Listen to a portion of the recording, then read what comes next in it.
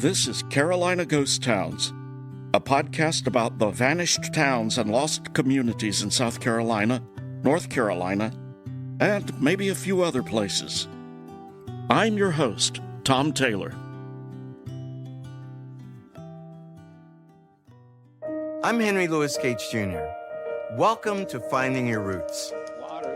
In this episode, we'll meet radio host Joe Madison and actor Ty Burrell. Two men seeking answers to fundamental questions about their family trees. So I would always wonder, well, who's who? Right. Why wasn't I living with my mother and father? You ready to find out? All this time I've been waiting. I love this show, Finding Your Roots. It always amazes me what Henry Louis Gates and his team dig up on their celebrity guests. This particular episode, though, gave me quite a surprise. The show featured Joe Madison, also known as the Black Eagle from his Sirius XM show. In the course of the episode, Madison discovered that the man that he thought was his father was not his biological father. There were other surprises. Madison discovered that one of his ancestors fought with the Confederate Army in the Civil War, and that another ancestor fought on the side of the British in the American Revolution. We had one more story to share with Joe about his complicated new family. Moving back 3 generations from Lemuel, we came to a man named Samuel Clegg, whom we believe to be Joe's 4th great-grandfather. Samuel was born around 1740 and was in his mid-30s living in South Carolina when the American Revolution broke out, forcing him to choose a side between the Patriots and the British. Now, this is a letter that we found in the Georgia archives. It's addressed to King George of England. Come on. It's dated April 19, 1782. Would you please read the transcribed section? Samuel Campbell Clegg, Ensign, South Carolina Royalist. Now, think about this. This is a letter written to King George during the American Revolution. He's in the British Army. Samuel Clegg was fighting against the Patriots in the American Revolution. Give me a break. Imagine when you're reading about the Revolution, you knew Never, about these and loyalists. That's right. Your ancestor was one of them. Didn't have the slightest clue. Samuel's decision would prove costly. On February 14, 1779, he was one of a group of loyalists making their way across Georgia to rendezvous with British forces in Augusta. They were caught unawares by the Patriots and found themselves in terrible jeopardy. In South Carolina and Georgia, other loyalists under similar circumstances had been charged with treason, a crime punishable by death. So, what do you think happened? Do you think they executed him or not? I'll take a wild guess and say they didn't. Let's find out. Please turn the page. They were hanged? Hanged.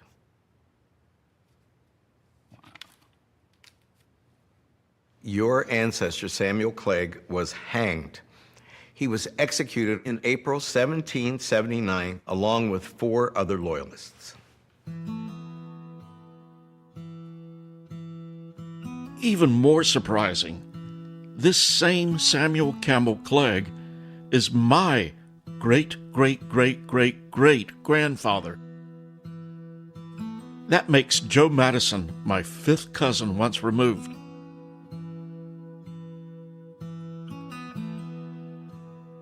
Celebrity relations aside, Samuel Campbell Clegg was captured at the Battle of Kettle Creek in Georgia and taken to Star Fort, where he was hanged for treason.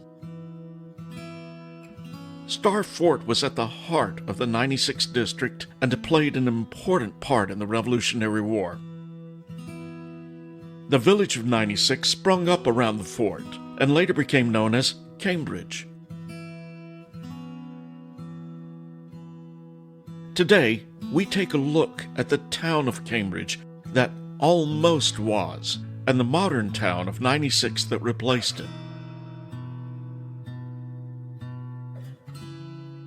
The modern town of 96 has always had a close connection with my family.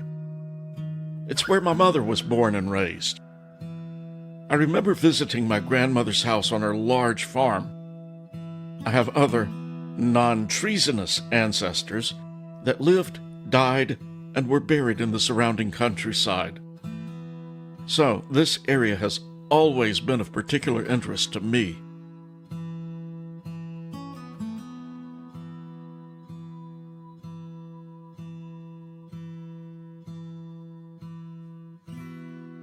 There are several stories about how 96 got its unusual name. Most of these have been disproven, but there's one that tends to stick.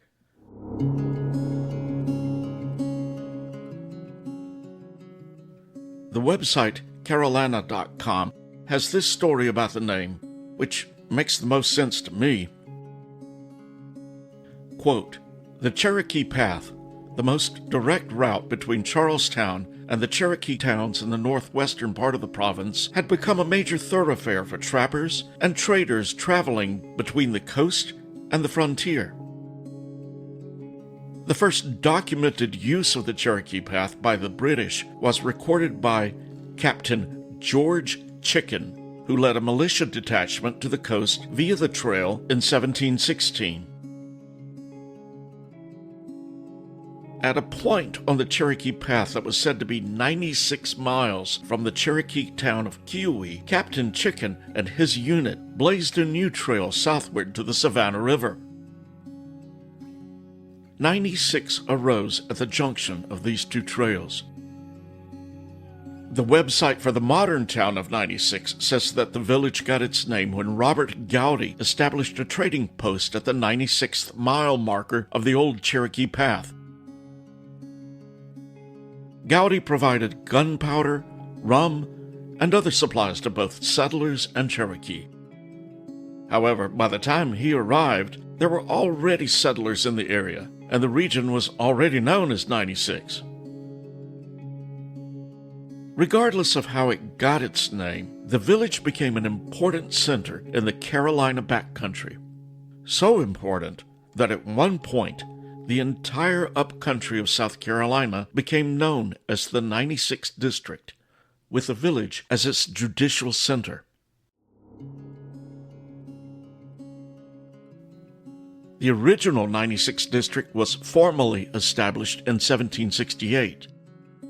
Again, the website Carolina.com has this to say, quote, "If one were to attempt to determine which of the current South Carolina counties were actually situated within the original overarching 96th District as it existed between 1769 and 1791, the best guess would have to include all of Edgefield, Saluda, McCormick, Abbeville, Greenwood, Lawrence, Union, and the Spartanburg counties, most of Newberry and Cherokee counties, Greenville County, Pickens, Oconee, and Anderson counties." Close quote. During the mid-1700s, conflicts with the Cherokee increased. In 1746, an agreement was reached between the British and the Cherokee, and in 1747, a large tract of land was purchased from the Cherokee. As more settlers arrived, there were more conflicts.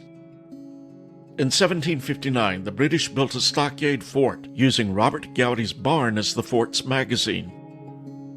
In 1760, under threat of attack, the residents of 96 Village gathered at the stockade. Nearly 250 Cherokee attacked the fort, withdrawing after 36 hours.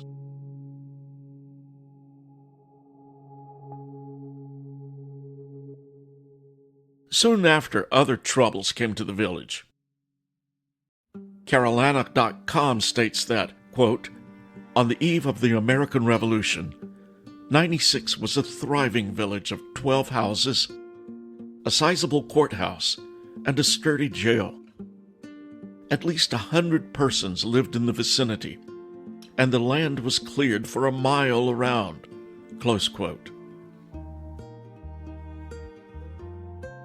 The wealthy low-country plantation owners had become dissatisfied with British policies. Yet, up-country settlers, like Samuel Clegg, were largely unaffected and tended to remain loyal to the Crown. When the Revolutionary War finally broke out, 96 was the site of the first battle in the southern colonies. As a result, the British reinforced the stockade, adding a star-shaped redoubt.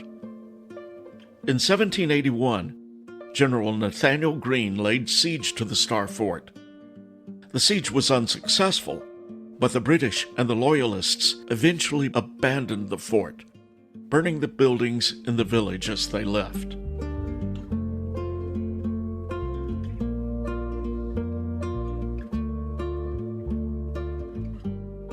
After the war, the village was rebuilt.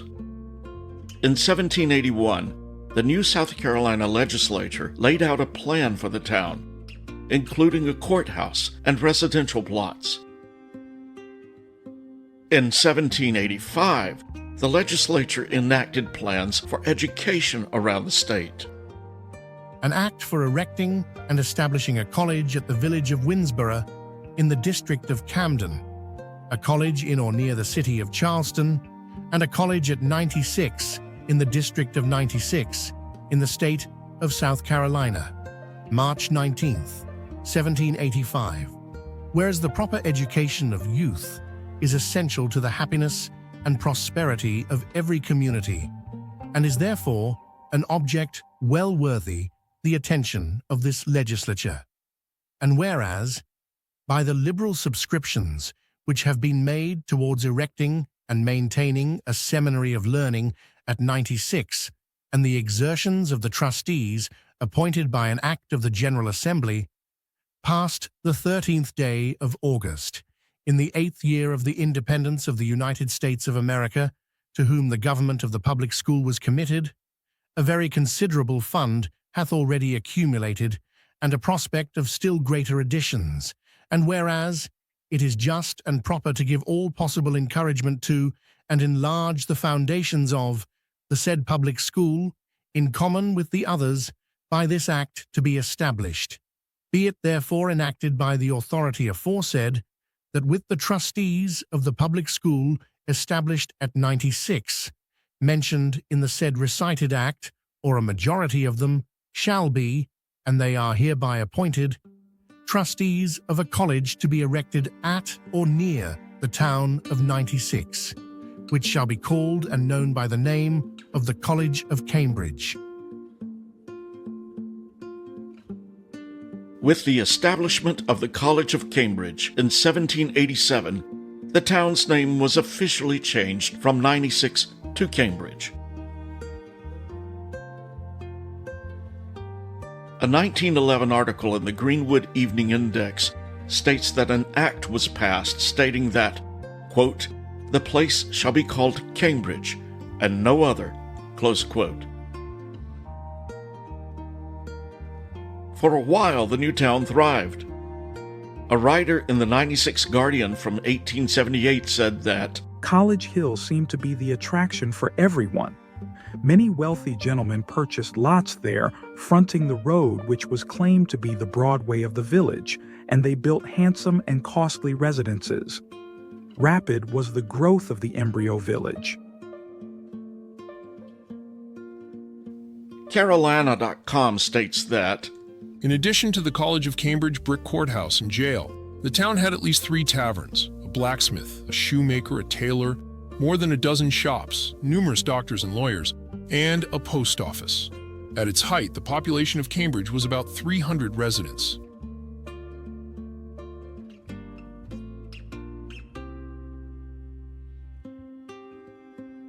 much like Pinckneyville from a previous episode, Cambridge was the victim of reorganization of judicial districts. The overarching districts, like 96th District, were divided into smaller districts that were better suited to serve local populations. Cambridge lost its prominence as a judicial center in favor of Abbeville, the seat of the new Abbeville District.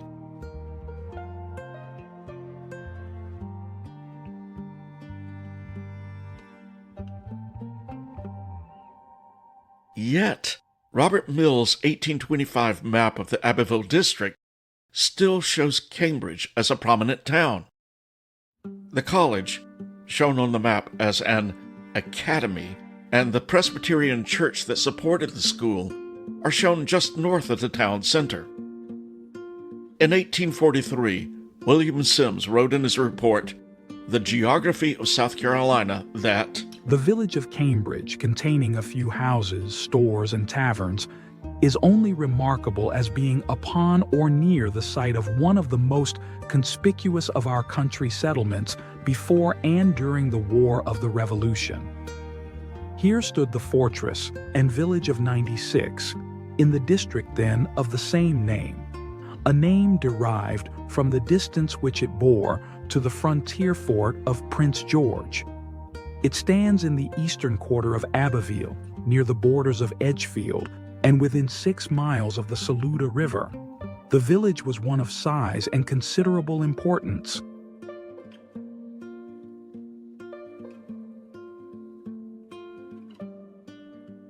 the decline of Cambridge started almost from the time it was established. The college never attained the enrollment nor funding necessary to keep it afloat. With the college already in financial trouble, the state legislature passed another act in 1788 to incorporate the, quote, Friendly Cambridge Society, the object of which was to aid the college and stimulate its growth, close quote. Even with this support from the legislature, the college didn't survive. The closure of the school, combined with the loss of the town's importance as a judicial center, spelled the end of the town. The final nail in the coffin, though, came by way of the railroad. When the railway came through in the 1850s, Cambridge was not on the main line. The closest depot was 2 miles north of town. Here, the modern city of 96 was born, replacing the old villages of 96 and Cambridge.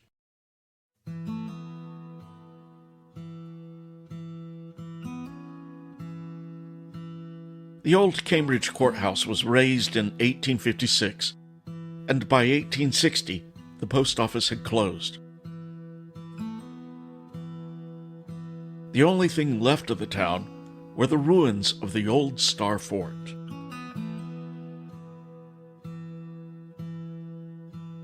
There are reminders of the old town of Cambridge throughout the area. There is a historical marker and a recreation of one of the town's taverns at the old Star Fort, which is now operated by the National Park Service as a historic site. One of the prominent streets in the modern town of 96 is named Cambridge Street. The name Cambridge pops up in other places in both 96 and nearby Greenwood. When the new county of Greenwood was established, one suggestion was that the county be named Cambridge, with Greenwood as its seat.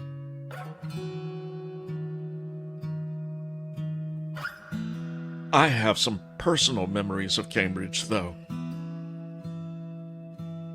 The main hall of Cambridge College was dismantled and moved about 4 miles to the northwest, where it became the sanctuary for Siloam Baptist Church.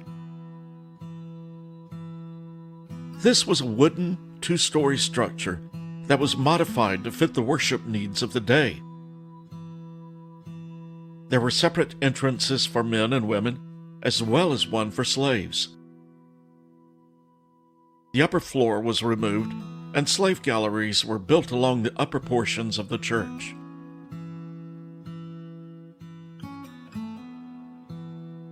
Siloam Church was surrounded by the farm owned by my grandparents. I remember walking through the old church as a child. It's where I first learned about the concept of a slave gallery, which segregated African Americans from the rest of the congregation, but still allowed them to worship. Sadly, the historic wooden church has been torn down, replaced by a brick structure. The church still has an active congregation. My grandparents are buried in its cemetery. There is one last reminder of the old town. Greenwood and 96 both became known for their hash houses. This meat stew concoction was a cheap way to feed workers in the textile mills. Local mills like Grindle Mill and 96 Mill had hash houses that cooked inexpensive meals in large iron pots for their workers. The 96 Canning Company started packaging the hash and selling it in local markets under the name Cambridge Hash. It also had another product called Star Fort Meat Stew. Our family often had Cambridge Hash on a hamburger bun for dinner, though I never tried their meat stew. Local newspapers posted school lunch menus, which often featured Cambridge Hash. My last encounter with Cambridge Hash was as a freshman at Furman.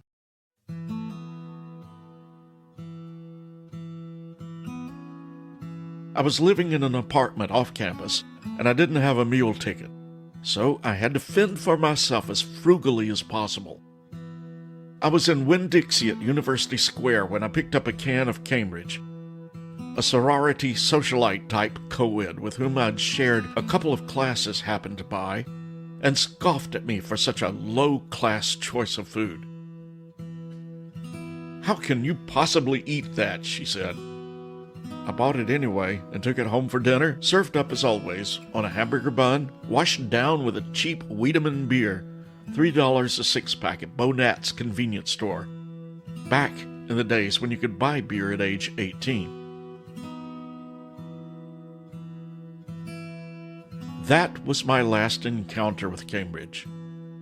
Not because I was ashamed of what I was eating, but because it simply slipped off my radar.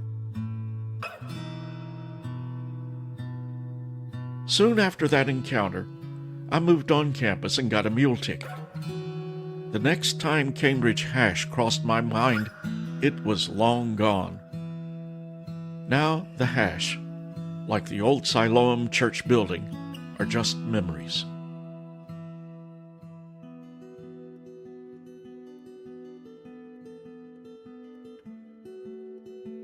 That does it for this episode of Carolina Ghost Towns. I hope you don't mind me mixing in a few of my personal memories with the history of the town. As always, I'll have links to additional info in the show notes. If you get a chance, take a trip down to Greenwood County and visit the old Star Fort. It's well worth a visit. Seek out an old barbecue joint and see if they have some traditional hash. And remember to like, comment, and share the show. I'd love to hear from you. Thank you for listening.